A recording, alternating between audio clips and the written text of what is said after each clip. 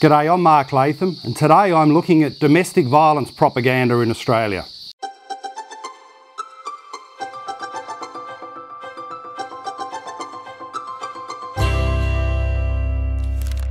Now, you've got to hand it to the left-wing mainstream media sometimes. I mean, they've got an amazing ability to take a government report that says one thing and turn it into a headline that says something totally different. On Wednesday, we had the release by the Australian Bureau of Statistics of their personal safety survey. And here's the headline. Here's the headline presented by the ABS.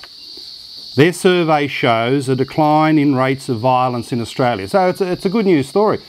Rates of violence are coming down, something that would be welcomed in any Western nation. Now, of course, how's it portrayed in the left-wing Fairfax press? Half of women face sexual assault.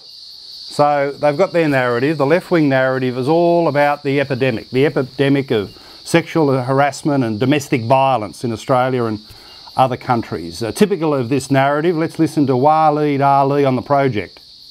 I'm talking about Australian women who are regularly beaten, abused and killed by Australian men, usually their partners. So really, he's saying that Australian women are regularly beaten, abused and killed? Well, I don't know what circles Waleed Ali mixes in, but he should have a good look at the ABS report because it shows no such thing. The data shows a totally different world to the one that Ali talks about.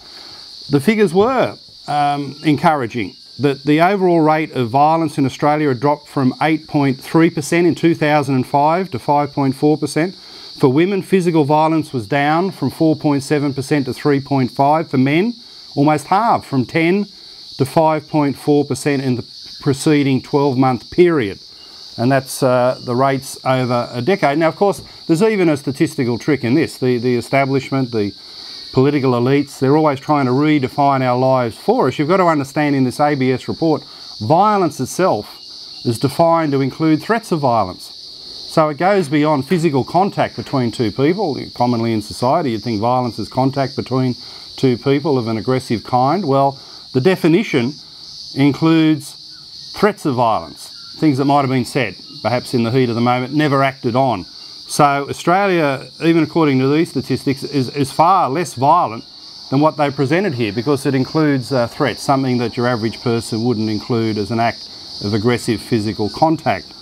Now, of course, the narrative that Ali goes on about, domestic violence, it's everywhere. You've got the left feminists trying to demonise men, talking about an epidemic of domestic violence in Australia. They want to demonise the men. They've got their mythical campaign about gender inequality. They've got all sorts of loopy reasons why they think domestic violence is happening. Let's have a look at what the report actually says from Wednesday at the ABS. It says the proportion of women who experience partner violence in the previous 12 months has remained relatively stable over the past decade. So even with that very, very broad, unrealistic definition of violence, it's been stable over a decade.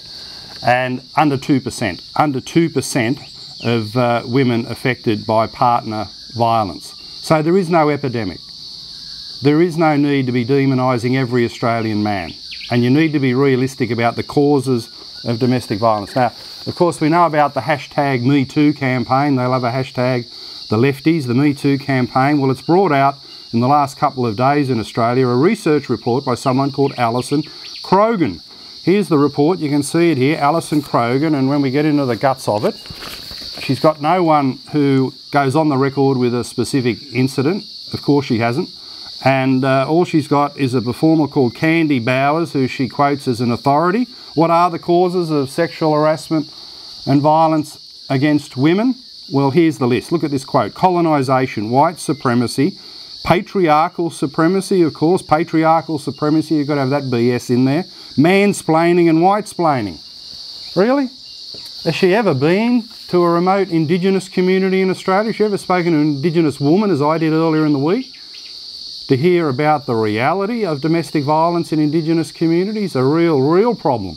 You want to talk at a local level, a genuine epidemic problem.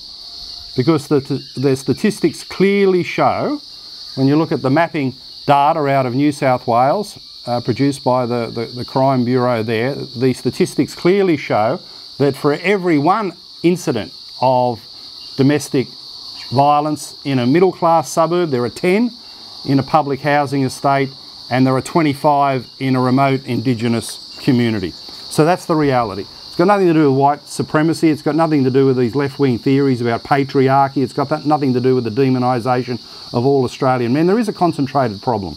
It goes to men who've got problems in their lives, lack of self-esteem, poverty, substance abuse, all sorts of issues and problems in their lives, and they've got to take individual responsibility to clear any violence. They use the violence as a macabre coping mechanism to try and get some control over people, but it's a problem that's isolated generally on the grounds of socio-economic status and disadvantage. So that's the truth of it.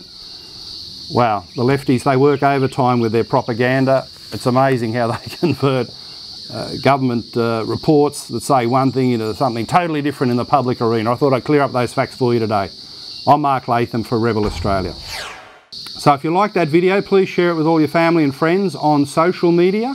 And don't forget our campaign against lawfare, fighting for free speech in Australia, standwithlatham.com. Standwithlatham.com.